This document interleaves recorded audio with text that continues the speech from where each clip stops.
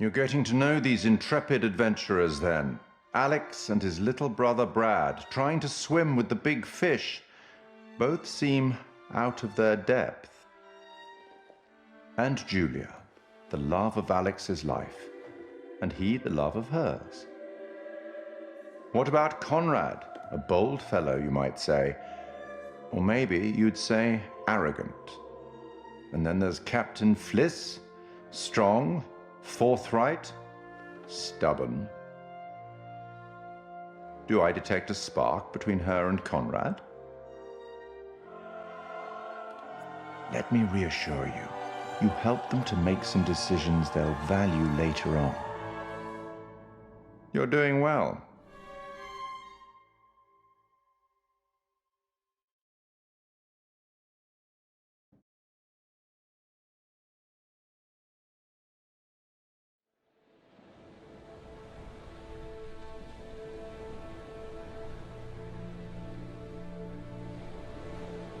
So, we're like 10 seconds out of the jaws of certain death. Well, certain, I mean, that's relative. And this meatball... Meatball? This meatball pulls a ring out of God knows where. Yeah, where did you hide the ring? A lady never tells. Well, needless to say, this lady was impressed.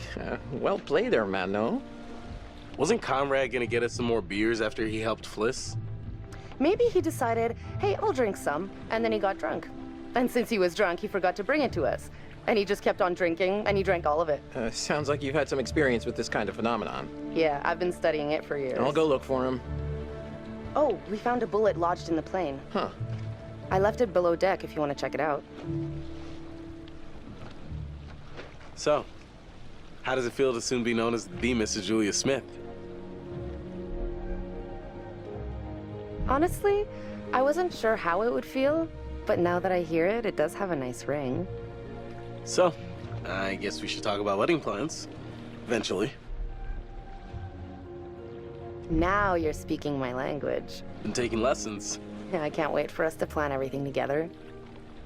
I was so worried you might say no.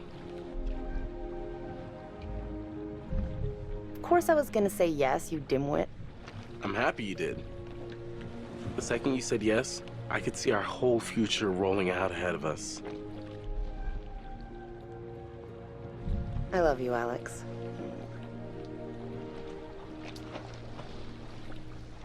Where did everyone go? There was much celebration to be had. I'll go find them. You just relax. Hey, you seen my brother? Or Fliss? No, I got distracted. Let's go get him. Sure.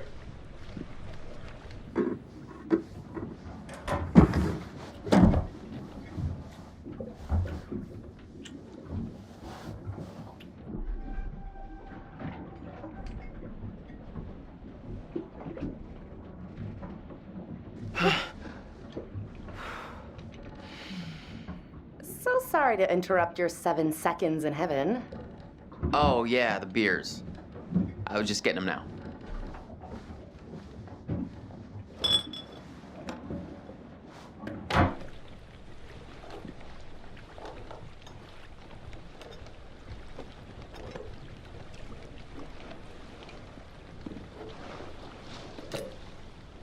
All right, now that everybody's here, let's take a look at the navigator's pad we found.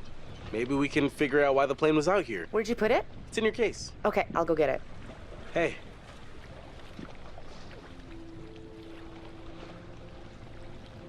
So, how's it feel to be a man post-proposal? Relieving, honestly. Been carrying that around for a while.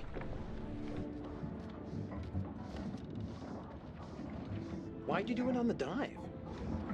I wanted it to be memorable, just not that memorable. I have to hand it to you.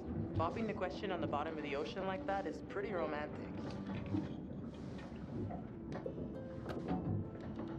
Never thought you were the settling type.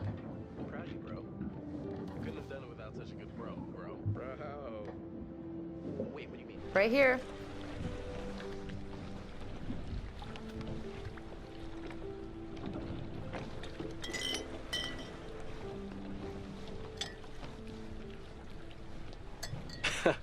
You'll get no resistance there. All right, everyone, check it out. Manchurian gold. Who wants to find some sunken treasure? So what do you think, Captain? Coordinates? Those are coordinates, all right. Maybe the plane's destination? You think we could get there by tomorrow? It takes a couple hours if the weather stays steady. Wow. You find anything else? This plane must have been shot down because it was riddled with bullet holes. I found one lodged in the fuselage. Huh. And it was full of life rafts. Must have gotten shot down before they could deliver all the rafts. There was only one missing. Reckless, all of you. Excuse me? I told you to leave everything down there alone. Oh, come on. We've been through this already. I'm not talking about the law. No, hey, they were respectful. No, you did whatever you wanted. Whatever you took, it was too much. You're right. We should have been more careful. That's not me, I'm sorry. Okay, maybe. I don't know you. Should have never gone down to that plane in the first place. It's bad luck. You think you can scavenge down there and it makes no difference, but every single thing you bring back has an essence. It's like a ghost you invite to the surface. Here we go. Huh. I never thought about it like that. You never think about much of anything. Well, maybe I never heard about such cool ghost stories. They're not cool ghost stories. Not like for fun. People drown in these waters and you have to respect their resting place. Damn straight. Brad, you got a fun ghost story, right? Yeah, I heard a story. Happened right around here, too. Let's hear it. We could all use a good show. Let's hear it. I bet you can spin a good yarn. It's kind of messed up, actually. Scare away, little bro. Okay, here goes. This story is true. It had happened right near here, in an old lighthouse. Classic setup. Wait, true story? Where'd you hear this? If you need to know, it's ripped right from the rotting pages of the terrifying, ancient in-flight magazine I was perusing on our way here. The lighthouse stood atop an atoll, isolated from the rest of the world, a lone beacon in the night, a sailor's respite. The lighthouse keeper would hear the waves pounding the rocky shore. One misty morning, he comes upon a woman, covered in blood. She's stumbling down the beach. He hurries to her aid, and she falls into his arms, sobbing. As he hurries her back to the lighthouse, he asks where she's from. He doesn't waste any time. Smooth.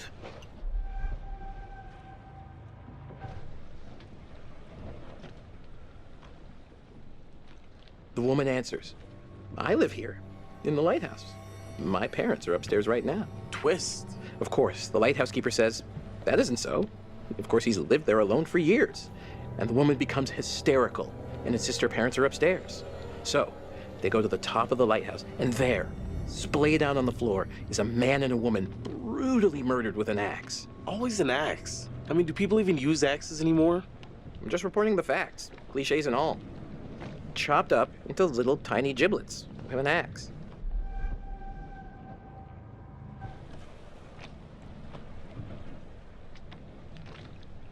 Okay, so who did it?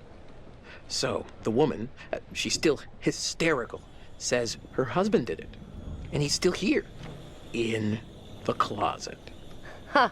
The husband, eh? So is this a warning to all future brides? Hey, no backseas. You're locked in. So the lighthouse keeper creeps over to the closet, opens the door, and, sure enough, there's a man inside. But he's cut his own throat. Horrified, he looks closer to see the dead man's face in the dark. Closer. Closer. And he sees it's his own face. And then its eyes bulge out and screams. So gross. Horrible. Hey-oh, super twist. Nice. Nice one, Squire. You have me going. Pretty cool. Heavy on the cheese there, corn dog. Okay, you've all had your fun. We should all turn in. There's some weather hitting our way. No, because according to standard vessel regulation, we're all required one more beer before hitting the hay. What regulations are these? It's standard issue regulatory institutional protocol subdivision 1099. Uh-huh. Where'd you read that? The internet. Oh, so you found a website that tells you to drink beer under every circumstance. I'm just following orders, ma'am. I'm into this website. 10-4, good buddy. And I'm out.